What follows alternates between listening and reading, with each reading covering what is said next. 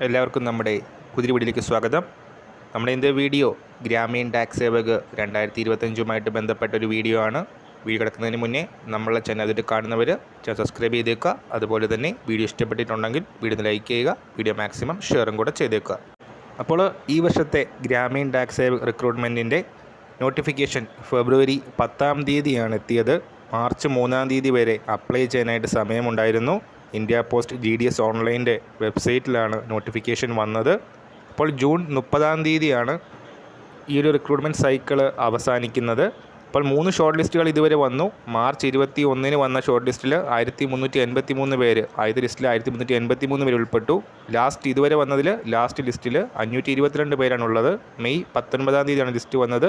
June 3 വെരിഫിക്കേഷൻ്റെ സമയവും അവസാനിച്ചിരുന്നു. അപ്പോൾ ഇനി ഒരു ലിസ്റ്റിനൂടെയാണ് മാക്സിമം സാധ്യതയുള്ളത്. ഒരു ലിസ്റ്റും കൂടെ വരാനുള്ള സാധ്യതയുണ്ട്. ജൂൺ 30 വരെയാണ് ഈ റിക്രൂട്ട്മെൻറ്റ് ലിസ്റ്റ് കണ്ടിന്യൂ ചെയ്യുന്നത്. അതുകൊണ്ട് തന്നെ നമ്മൾ ഈ വർഷം തന്നെ GDSൻ്റെ ഒരു റിക്രൂട്ട്മെൻറ്റും കൂടെ, ഒരു നോട്ടിഫിക്കേഷനും കൂടെ എക്സ്പെക്റ്റ് ചെയ്യുന്നുണ്ട്.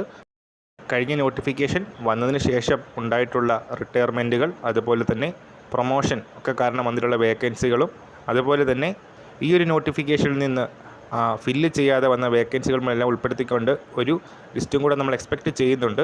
സോ ഇതുവരെ അപ്ലൈ ചെയ്ത് കിട്ടാത്തവർ ഈ റിക്രൂട്ട്മെൻറ്റ് പ്രോസസ്സിൻ്റെ എല്ലാ ഷോർട്ട് ലിസ്റ്റുകളുടെയും PDF സേവ് ചെയ്ത് വെക്കേണ്ടത് അത്യാവശ്യമാണ്.